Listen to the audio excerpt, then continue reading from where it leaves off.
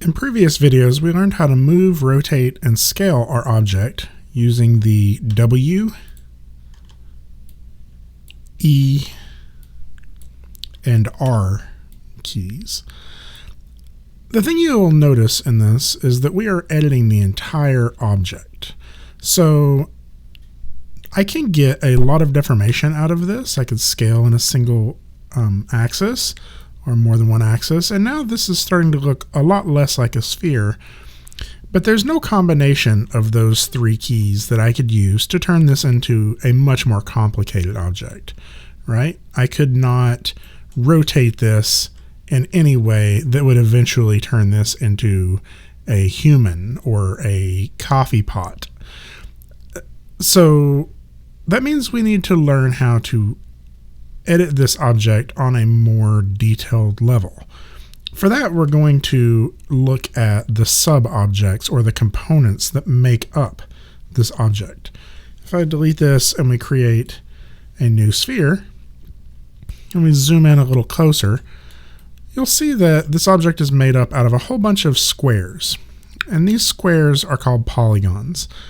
If I right-click on my object, you'll see that I get a marking menu that pops up that gives me several options for different components I can choose. If I choose vertex, you'll see that I get a ton of little dots all over my object, and if I grab one of those, I can move that dot.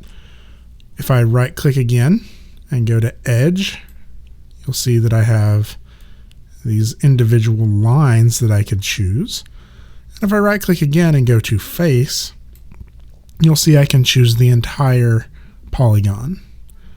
So let's talk about these a little bit more in detail. Let's start with a point. A vertex is just a single point on the surface of a polygon object. It has no width or height or depth. It is just a location, a single point. If I have 2 points, we could connect these 2 points together in a variety of different ways. But the simplest ways to connect this together would be a straight line. It's also the shortest way to connect it. In Maya, we're going to call this an edge. Now let's imagine this edge is actually a piece of fence. If we were trying to fence in this cow, what is the fewest number of edges that we would need to make an enclosed area? Well, if we only had 2, the cow could still get away. We need a minimum of 3 to enclose this space, a triangle. In Maya, any enclosed group of edges is called a face. So again, vertex, or vertices for plural, edge, and face.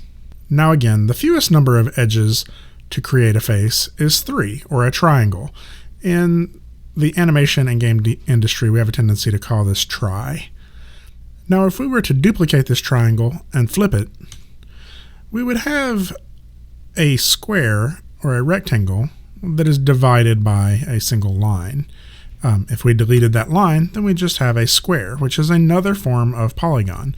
A polygon face can be any number of sides, but when creating models inside of Maya, we usually want to stick to 3-sided or 4-sided polygons whenever possible. We're gonna call a 4-sided polygon a quad.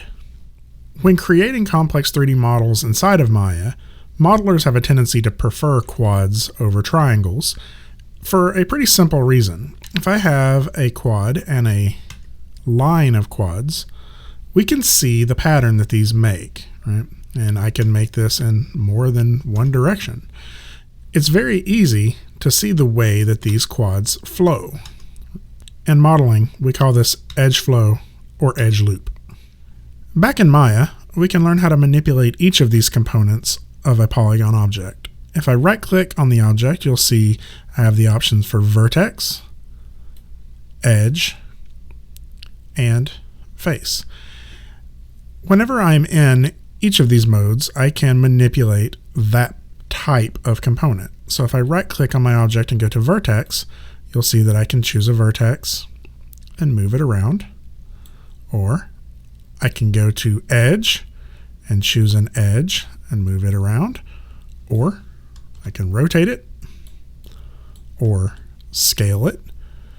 I can't rotate or scale a vertex. And the reason for that is because a vertex has no width or depth. It is just a point in space. I can, however, rotate a selection of vertices. So if I hold Shift and select multiple vertices, I can move those, rotate those, and scale those. It's important to notice that by having these three vertices selected, I'm manipulating it in the same way as if I had two edges selected.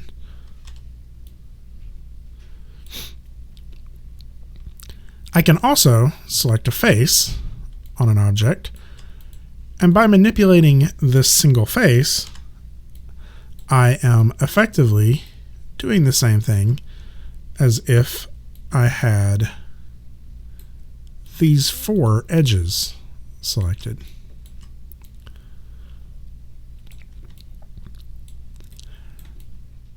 Manipulating components of an object can get complicated because there's simply so many of them on any given polygon object.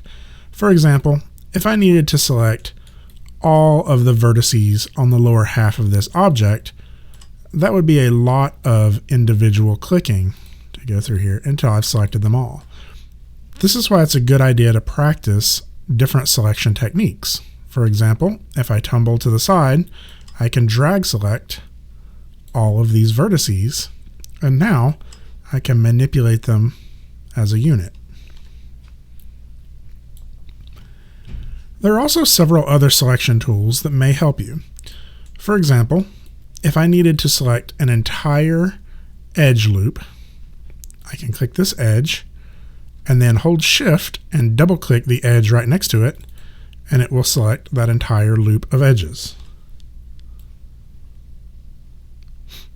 If I needed to select an entire loop of faces, I can right click and go to face mode, select the first face, and then hold Shift and double click the face right next to it, and it will select the entire loop of faces. It's important to recognize this is why modelers prefer to work in quads instead of triangles. At the bottom of this sphere, you'll see that we have a bunch of triangles.